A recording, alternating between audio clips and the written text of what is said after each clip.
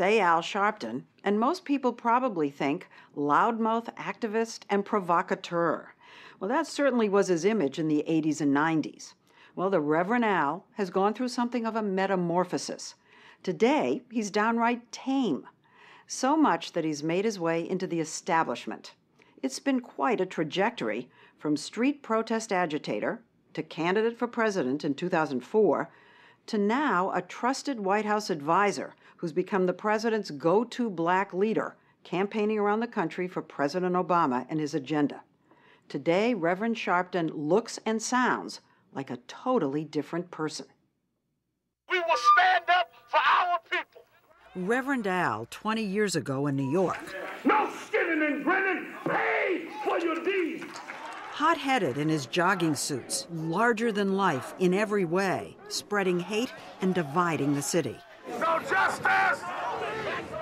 But take a look at Reverend Al today after a meeting with the president.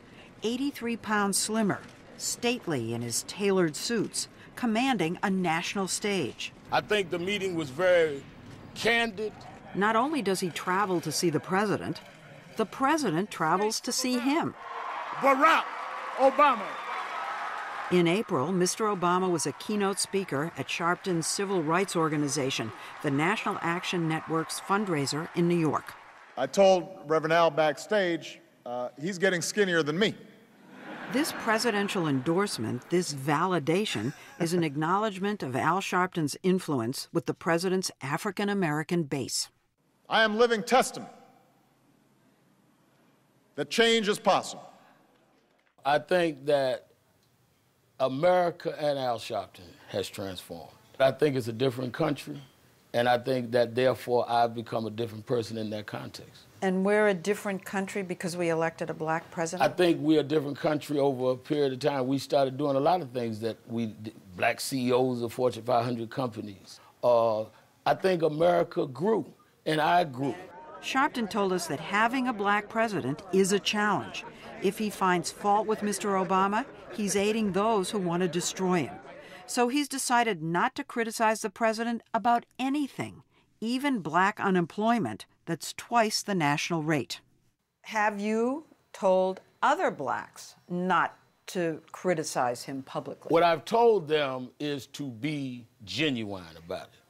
There are some blacks that said, he needs to go with a black agenda. He needs to do this. He said when he was running, he wasn't going to do that.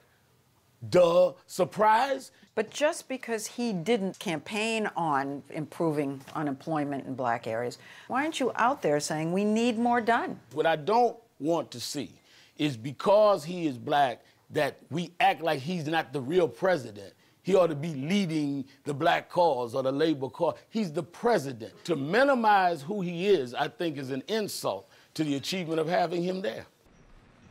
Given his loyalty and his change from confrontational to accommodating, the administration is rewarding him with access and assignments, like making him a spokesman for their education policy and sending him on the road with Newt Gingrich, of all people, to build support for hiring better teachers.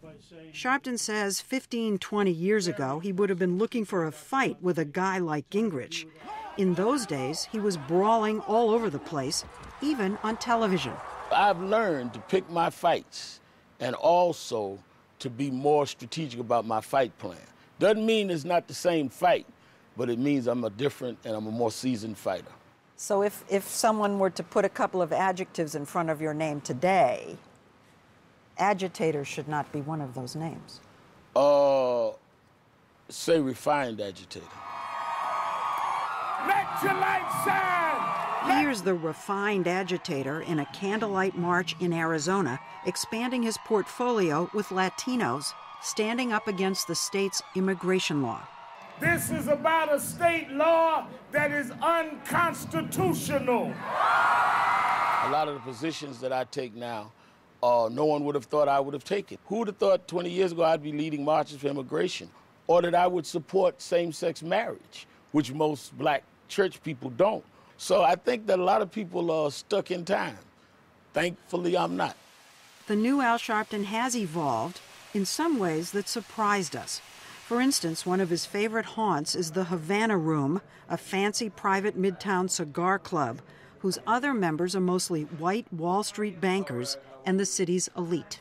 You're a civil rights leader, representing all that that suggests, implies.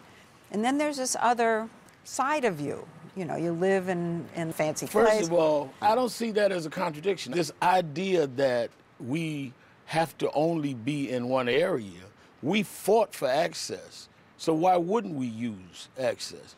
Civil rights has nothing to do just with poor people. Civil rights, everybody has a problem. Racial profiling, one of the things that I became known for, came to me from people who had huge multi-million-dollar homes in New Jersey because blacks were being stopped in their Mercedes-Benz. He smokes cigars here during the week, but on many weekends, he's preaching.